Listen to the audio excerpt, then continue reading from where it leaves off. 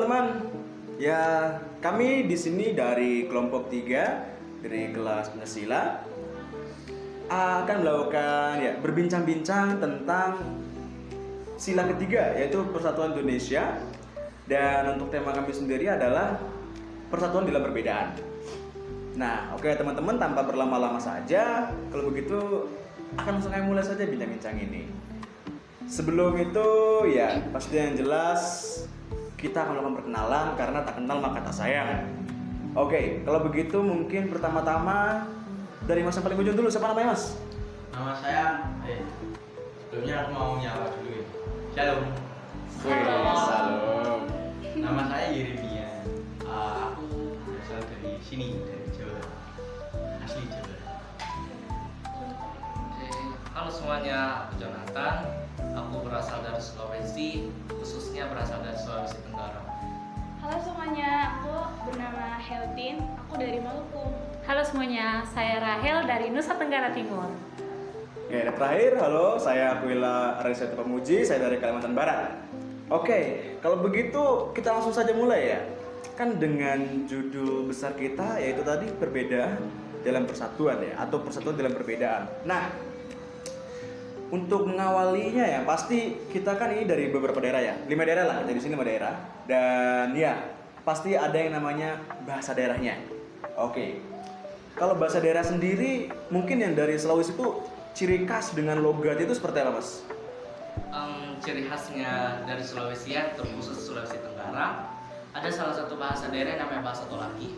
Nah, kalau misalnya dari yang aku tahu dari keluarga aku juga dari leluhurku, kalau bahasa Tolaki itu bisa dibilang plesetan dari bahasa Jepang. Iya, seriusan? Iya betul. Hanya aja. Itu Korea. Kalau Jepang, aku ambil 2 contoh ya, karena aku cuma tahu 2 contoh. Yang pertama itu kalau bahasa Jepang nama itu namae. Namae, iya betul. Terus kalau di Tolaki inae. Inai. Inae dan namae itu hampir sampai plesetan lah sedikit. Terus yang kedua, mungkin ini kasar ya bahasanya, tapi setan atau iblis. Kalau di Jepang kan itu namanya oni. Kalau di Tolaki malahan onitu. Dia tambahan onitu. Dia tambahan tu. Karena bahasa Tolaki yang setahu saya itu memang ada ketika waktu Jepang menjajah. Iya. Berarti akulturasi. Iya betul. Seperti itu ya. Kalau di Maluku seperti apa bahasa itu logatnya tadi seperti yang dari Sulawesi tadi? Kalau di Maluku ya, itu kayak bahasa daerahnya tuh kayak, kalau yang aku tahu ya, itu kalau untuk satu kata misalnya terima kasih. Kalau misalnya di sana tuh kalau bilang terima kasih itu danke. Danke. Itu logatnya seperti apa? Danke gitu. Kayak biasanya sih, cuman ya bahasanya agak berbeda aja gitu. Dari yang lain kan biasa terima kasih, ini danke. Oke. Kalau dari Jawa sendiri mas?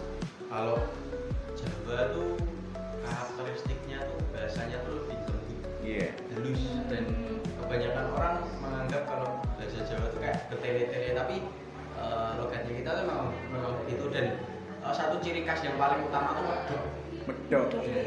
Pasti semua orang tahu kan ya, kalau orang Jawa mesti medok. Nah, itu bahasa Jawa sendiri tuh mengalir gitu, halus. Apalagi kalau ngomong sama orang-orang yang lebih dewasa. Dan banyak juga sih strata bahasanya nanti kalau di bahasa Jawa sendiri. Nah, dari NTT sendiri seperti apa? Kalau di NTT tuh banyak bahasa ya, soalnya di NTT tuh banyak sekali daerah-daerah yang satu daerah tuh punya berbagai bahasa lagi. Jadi kalau yang setahu saya ya, di daerah saya itu namanya bahasa Wersing, yang di Alor, tapi itu di tempat tinggal saya namanya bahasa Wersing. Nah itu satu kata yang saya tahu tuh, kalau misalnya kayak kata tidak itu tuh nanu, tapi itu kayak punya logatnya sendiri. Jadi kalau misalnya kita mau bilang tidak, itu harus tambah kata jadi di belakangnya. Jadi nanu jadi gitu. Agak lucu sih kalau ngomong, tapi memang gitu bahasa daerah kami. Nanu jadi. Nanu jadi. Nanu jadi. Belakangnya harus turun dikit gitu. Oke. Nah, kalau di Kalimantan sendiri ya, terutama di Kalimantan Barat, hampir sama seperti di NTT ya. Di sana juga bahasa banyak sekali dan tiap daerah juga kadang-kadang bahasanya beda-beda. Iya. Dan kalau di daerah saya khususnya itu namanya bahasa Ahe, Daya Ahe. Ahli. Daya Ahe. Wah. Ya, Daya Ahe. Jadi Ahe itu artinya apa? Ahe Bahasa itu apa berarti? Oh iya mungkin seperti itu bahasa apa, tapi Ahe itu artinya apa? Nah Daya Ahe. Nah kalau logatnya itu mereka ngomong kayak lebih cepat dan untuk penekanannya biasanya ada kalau ada kata N itu bakal kayak neken banget. Jadi kayak makan, nah, jadi kayak akan ada neken sekali gitu loh. Makan, nah, mau mana maninya seperti itu kayak penekanan itu memang bener-bener cepat dan juga apa ya bahasanya tuh dia ini juga untuk bahasanya kalau bahasa Ahe itu mudah dipelajari karena dia dengan bahasa Indonesia ada memang beberapa yang bahasa itu memang dari bahasa Indonesia jadi yang bahasa Indonesia nggak bisa digantikan karena itu tadi karena bahasa Ahe itu adalah bahasa yang paling mudah ya menurut saya kalau di tempat saya. Nah itu dia tadi contohnya kayak misalkan makasih ya makasih masih makasih paling ya terima kasih makasih ya masih sama. Dan kalau misalkan untuk contoh logatnya atau katanya mungkin seperti ini. Hai kabar kita, kami kita. Nah, jadi kayak agak pelafalannya itu cepat banget gitu loh orang Daya Ahe itu. Jadi cepat banget ya. Makanya dan apalagi ya mungkin itu sih kayaknya kalau dari bahasa dan khususnya di daerah saya itu apalagi tempat tinggal saya ya itu tadi cara pembicaraannya, cara pelafalannya seperti itu. Nah, ini kita sudah di bahasa ya teman-teman ya. Langsung saja setelah bahasa tentunya kita akan mengenal yang namanya baju adat kita masing-masing. Karena juga tiap daerah beda-beda ya baju adatnya. Bahkan di satu daerah di Jawa atau mungkin di mana-mana, di daerah lain mungkin juga beda kan baju adat dan tariannya Mas. Oke, selanjutnya kita di baju adat. Nah, mungkin kalau dari Maluku sendiri, baju adat itu seperti apa? Nah kalau baju adat dari Maluku itu kayak ada terbagi gitu, kayak nanti baju adatnya tuh ada digunakan pada saat acara perkawinan atau pernikahan. Itu sama kalau baju adat yang digunakan kalau misalnya kita ada kayak acara-acara adat itu beda. Terus kalau misalnya aku kasih contoh yang kayak misalnya baju adat yang digunakan saat acara adat itu namanya baju cele. Baju cele ini sendiri kayak itu warna merah, ada beberapa warna juga sih, tapi kayak yang warna merah ini yang kayak sering digunakan kalau acara adat. Itu bentuknya kotak-kotak warna merah. Nah itu yang sering kita gunakan sih kalau misalnya nanti ada acara-acara adat atau upacara adat. Pokoknya acara-acara adat itu sering digunakan yaitu baju cele. Baju cele. Iya. Oke. Kalau dari Jawa sendiri Mas, baju adat yang mungkin ya satu baju adat aja lah yang mungkin Mas tahu. Kalau baju adat di Jawa yang universal aja ya. Iya. Yang kemungkinan orang banyak yang tahu itu kebaya sama miskap itu udah umum sih kalau di Jawa.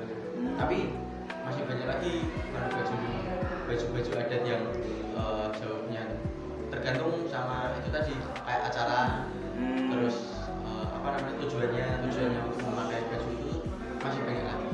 Kalau kebaya itu dipakai untuk apa biasanya Mas? Acara apa deh? Kalau kebaya itu biasanya dipakai di acara tradisi di Jawa. Jadi kan di Jawa itu ada tradisi ruatan, samaran, itu pakai baju adat. Yang pakai itu cuma tokoh-tokoh desanya, tokoh-tokoh adat aja. Oh, Jadi buat simbolis saja. Oke. Nah, kalau dari NTT sendiri seperti apa baju adat ya? Kalau dari NTT itu ada baju adat dari yang perempuan dan laki-laki. Yeah. Kalau perempuan itu sarung, kalau laki-laki itu selimut.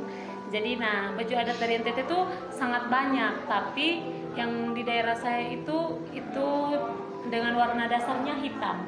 Terus itu tuh dipakainya itu memang sarung tapi bisa dipakai untuk menutupi bagian dada juga. Jadi dia satu turun aja tapi bisa pakai untuk menutupi dada juga. Jadi itu tuh biasanya dipakai untuk kayak tarian atau bisa juga kayak pernikahan. Semuanya bisa dipakai. Nah, kalau di Kalimantan sendiri ya itu namanya baju kamang ya. Baju kamang namanya baju kamang. Tapi kalau di Kalimantan ini kamang itu juga ada artinya. Kamang itu artinya habis.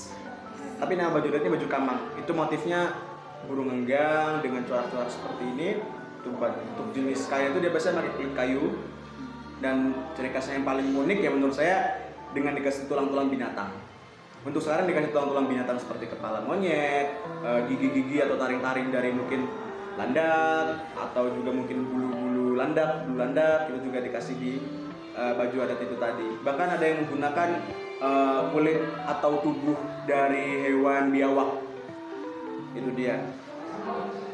Dan kalau zaman dulu ya posisi ini biawaknya posisinya biawaknya seperti ini mas, jadi dari kayak bawah digendong gitu. iya, jadi kepala di sini, nah dia badannya menuju ke sini, ekornya di belakang diikat seperti ini, itu biawaknya.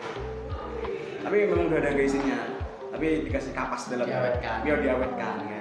Besarnya seperti itu. Dan setahu saya ya, kalau zaman dulu sih katanya kalau tengkorak ya selain kepala binatang, kepala manusia juga seperti itu. Kalau di Sulawesi sendiri mas? Kalau di Sulawesi, tahu bajunya itu babu nggawi sama babu nggawi lenggai. Kalau babu nggawi itu biasa dipakai untuk cewek, kalau babu nggawi lenggai itu biasa cowok. Yang bedakan sih mungkin karena cewek pakai perhiasan sih. Kalau cowok paling hiasannya itu di tali pinggangnya aja pakai logam kayak gitu. Seperti itu ya. Nah, kalau ada baju adat pasti ada tarian teman-teman. Kalau dari NTT sendiri, tarian salah satu tarian aja yang mungkin Anda tahu? Dari NTT tuh salah satu tarian yang saya tahu itu lego-lego. Lego-lego. Itu tariannya tuh kami saling berpegangan tangan terus bentuk lingkaran. Dan tarian itu tuh punya makna tersendiri. Jadi maknanya itu berpegangan tangan terus lingkaran itu kayak mempersatukan kita gitu. Jadi sebagai saudara, biar kita berbeda-beda dari berbagai daerah tapi kita tetap satu gitu. Itu makna tarian. Jadi makna itu kayak mengikat tali persaudaraan supaya lebih kuat lagi ya? Iya. Oke. Kalau dari Sulawesi sendiri mas, itu tarian apa mas? Salah satu aja? Mondo Tambe. Pondo Tambe? Iya, itu tarian penyambutan sih. Oh. Lebih sering untuk kayak sambut Selamat datang gitu. iya, kayak mungkin orang-orang yang apa ya, yang bisa dibilang kayak orang-orang terhormat lah, kayak mungkin gubernur, presiden juga yang di zaman dulu untuk raja atau ratu seperti itu. Kalau di Jawa mas? Kalau di Jawa banyak sih tariannya. Ya salah satu aja mas. Salah satunya yang apa ya, yang mungkin aku suka juga ya, itu tari gambyong. Gambyong itu juga sama, tari selamat datang untuk menyambut tamu. Mungkin itu tokoh adat atau tokoh masyarakat, mungkin yang terhormat juga itu pakai tari gambyong. Dan tari gambyong itu ada dua jenis mas. Ada gambyong pare anom sama pangkur sinom. Oh, nah, oke. Yang paling umum itu yang pare anom itu. Pare anom. Iya, yang pare anom. Yang paling mudah lah. Itu tarian. Yang paling sering digunakan ya pare anom. Iya, pare anom. Kalau dari Maluku sendiri itu apa? Salah satu aja. Salah satu ya. Kalau di Maluku, kalau aku kasih tahu yang kayak untuk tradisi itu tari cakalele namanya. Cakalele. Iya. Cakalele. Itu yang nanti pakai parang terus potong-potong gitu. Oh, tebus. Kayak ada gaya-gaya, nggak tebus sih, itu kayak adat ya. Oh. Cuma memang asli, pakai parang asli. Cuman ya itu kayak tarian adat gitu dari sana. Itu sih, untuk acara apa biasanya? upacara adat. Upacara adat. Iya, Oh. sama itu yang memperingati pahlawan. Oh. Kalau setahu sih pahlawan dari Maluku itu kan selalu diperingati Patimura. Iya, Patimura. Oke. Itu tarian cakalele. Tarian cakalele ya. Nah, kalau di Kalimantan sendiri ya, kalau yang saya tahu di daerah saya itu namanya tari jonggan. Jonggan itu biasanya digunakan untuk acara pernikahan dan juga biasanya digunakan untuk pesta rakyat. Kan di sana juga rakyat juga ada yang namanya pesta rakyat, itu ada dua acara, naik dango sama roa. Nah biasanya kalau ada naik dango sama roa itu bakalan ada juga itu jonggan itu tadi. Dan untuk tariannya ya lebih menggunakan baju adat tadi, baju adat yang tadi itu, dan juga kerenceng-kerencengan, lonceng-lonceng di kaki, pakai mandau yang pasti, pakai mandau, dan biasanya itu ada taktung namanya. Taktung itu ya taktung, dia nusuk benda-benda tajam di mulut sampai tembus, biasanya tembus ini, tembus, dan sambil bernari, teriak-teriak seperti itu. Yang ya mungkin yang lebih ekstrim tuh di situ deh, banyak yang ditusuk-tusuk sambil sembelih tangan, sembelih leher gini. Ya memang itu orang-orang yang udah khusus sih. Biasanya tetua-tetua yang ada di adat-adat di situ. Itu adat hampir mirip setempat. sama yang Cakalele itu sih. Iya, bersama. Ada. Bersama bukan bersama sih, mungkin sama sih. Mungkin sama. Ya mungkin sama. Tapi yang membedakan mungkin hanya baju adatnya aja ya. Oke, teman-teman, ini sudah masuk ke topik terakhir aja ini. Kita tadi sudah membahas bahasa, kita sudah membahas baju adat, kita juga sudah membahas tarian, dan tidak lupa juga kita akan membahas makanan. Karena ini penting sekali ya teman-teman, makanan ini sangat penting. Menurut saya sangat penting. Selain enak, ya makanan itu gongnya. Kalau kita main ke daerah orang, kalau kita belum makan makanannya belum afdol rasanya kalau kita pulang ke tempatnya. Makanya kan biasanya kalau oleh-oleh ya pasti makanan juga yang dibawa toh. Iya, itu dia. Nah, mungkin untuk mengawali ya dari saya ya. Kalau makanan mungkin saya akan nyebutkan tempoyak. Tempoyak itu ya kasarnya sih dari durian, itu difermentasi. Setelah itu untuk cara masaknya ya mungkin 3 hari itu sudah bisa langsung digoreng ya. Itu dioseng, kasih bawang merah, bawang putih. Kalau misalkan dia sudah agak masam-masam rasanya dikasih gula, biar dia rasanya agak manis. Dan itu biasanya paling enak tuh kalau dikasih cabai. Iya. Dan kebetulan juga saya masih ada di rumah. Mungkin kalau misalkan kita kumpul lagi, saya bisa bawa. Boleh. Tempoyak. Tapi mungkin kalau orang yang awam atau belum pernah melihat, itu baunya gak enak banget. Baunya bukan gak enak sih, bau durian lah ya kan. Nyengat banget baunya. Ya, mungkin hanya itulah yang sangat-sangat enak menurut saya, tempoyak dari daerah saya. Dari Sulawesi Mas? Sulawesi? Iya. Oh, kalau dari Sulawesi itu makanan khasnya itu sinonggi. Sinonggi? Iya, sinonggi itu hampir sama lah dan papeda. Dia dibuatnya dari sagu. Sagu yang disiramkan air panas terus diaduk sampai dia jadi kayak kental gitulah. Kayak gimana ya? Yang penting iya, seperti itulah. Terus ditemani dengan kayak kuah ikan kuning. Iya sih. Iya. Ikan kuning Kuah kan? ikan kuning. Kuah ikan kuning atau tidak pakai kuah sayur bayam gitu sih. Supaya ada rasanya lah sedikit, karena kan kalau cuma makan gitu kan. Iya. Oke. Dari Jawa sendiri Mas? Banyak. Iya, satu aja Mas. Jangan banyak. Di Jawa itu makanan beratnya itu biasanya garang asem. Garang asem. Iya. Garang asem itu apa ya? Ayam. Tapi kuahnya asam. Oh. Kayak kuah santan asam gitu. Itu juga makanan khasnya daerah, khususnya daerah itu. Terus ada apa namanya? Gudangan. Nah, gudangan itu juga makanan syarat buat orang Jawa. Udangan itu bukan sayur.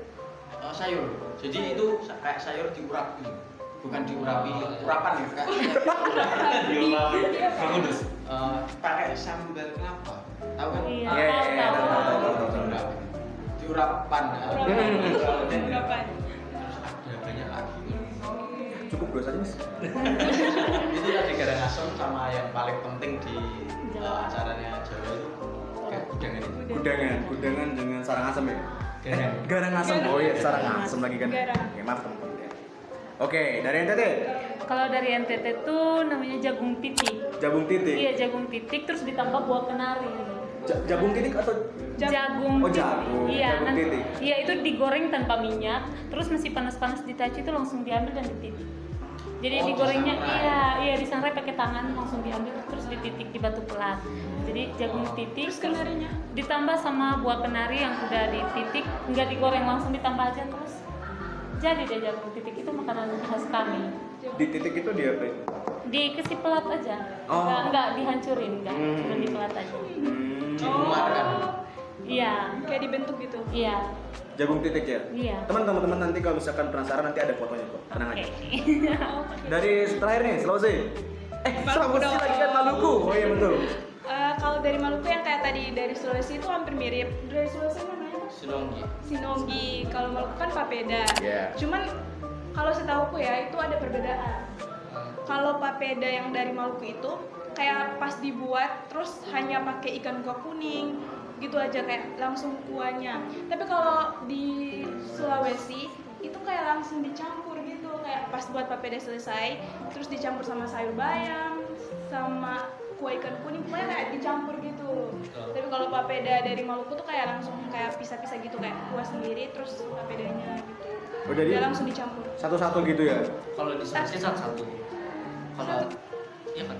Oh iya. Ya, tapi nanti pas di Sulawesi itu kalau mau dimakan dicampur. Kalau di Maluku tuh kayak langsung papeda, terus di piringnya ini udah ada kuah, langsung dituangin aja papedanya gitu. Kalau di Sulawesi kayak agak lebih campur sama sayur-sayurnya gitu. Aku kurang ngerti sih. Coba gimana? Kalau di Sulawesi kan ini papeda dari sagu. Ya. Itu setelah dibuat papedanya, terus di piringnya itu udah ada kuah ikan. Oke. Dari papeda itu langsung dituangin ke piringnya ada kuah ikan. Tapi kalau di Sulawesi itu kayak kuah ikan, sayur, apapun itu semua dicampur baru diletakkan papeda. Kalau setahu gitu sih. Ya hampir-hampir mirip Iya, lah. kayak dicampur. Iya. Oh. Sinonggi ya. Sinonggi. Sama-sama dari sagu juga sih. Ya. Gimana? Oke. Iya. Untuk kasarnya mengerti. Jadi kalau Mungkin ada misalkan yang udah pernah coba. di Sulawesi itu jadi ini ya. Sulawesi itu kayak sayurnya terus langsung dimasukin papedanya gitu ya. Iya. Kalau di Maluku sendiri dia papeda sendiri dulu kan. Baru datang kuah misalkan kuah ikan kuningnya. Iya. Langsung dimasukin ke papedanya. Gitu. Oh. Kayak lebih. Oke. Untuk kasarnya sih mengerti. Kayaknya ya. Cuma perbedaan mencampurnya aja. Iya, cuma mencampurnya aja. Betul. Campurnya aja yang beda. Ini efek lapar ini. Saya belum makan masalahnya. Astaga. Ini juga kita bahas makanan ini. Iya lagi. Aduh. Oke, teman-teman. Betul. Kita sudah bahas 4 pokok ya, topik tadi yang kita bahas ya bahasa, baju adat, tarian, dan juga tadi terakhir itu makanan. Nah, poinnya ya intinya dari sini itu yang ingin saya jelaskan ya. Kita memang mungkin di Indonesia ini terbagi dari berbagai suku dari Sabang sampai Merauke. Tapi teman-teman, seperti sila 3 katakan, persatuan Indonesia. Dari perbedaan kita bisa bersatu, dan itu bukan jadi penghalang kita, tapi itu sebagai jalan untuk kita ya mempromosikan adat kita, mempromosikan makanan kita, saling mengenalkan adat kita, dan juga kita bisa saling menjalin hubungan sesama orang-orang di berbagai daerah kita, teman-teman. Dan kalau dari saya sendiri dan teman-teman di sini sangat ingin ya kita semua ya berusaha lah, bukan berusaha, tapi kita harus bisa saling menghormati suku orang lain, bahkan mungkin agama orang lain, adat orang lain. Kita harus bisa saling menghormati teman-teman, karena kita tinggal di Indonesia yang dimana itu Bhinneka Tunggal Ika adalah sebagai batasan kita ya, yaitu berbeda-beda tetapi dalam satu jua. Nah, mungkin akhir kata kita akan melakukan perpisahan toh. Nah, itu dari bahasa masing-masing, kata-kata untuk misalkan mengakhiri. Sampai ketemu lagi. Itu apa bahasa daerahnya? Sampai ketemu lagi atau terima kasih bisa. Ya, terima kasih juga bisa. Sampai ketemu lagi juga bisa. Terima kasih juga. Karena bahasa daerah masing-masing. Terima kasih atau sampai jumpa lagi. Sampai jumpa lagi. Terima kasih aja lah yang paling mudah. Sampai dulu nih. Jawa. Kalau Jawa Gini aja deh. lebih ke dadah gitu ya. Ya langsung aja yuk. Parah. Bareng. Terima kasih. NTT dulu aja deh. Makasih. Makasih. Kalau dari Danke. Oke. Sama ini deh satu. Nanti baru baku dapat. Oke. Pasti juga ada 2 ya. Kalau terima kasih. Makasih Bu. Kalau sampai jumpa lagi. Bertambah lagi nih Bu. Oh, ada di Kamaraga. Sip.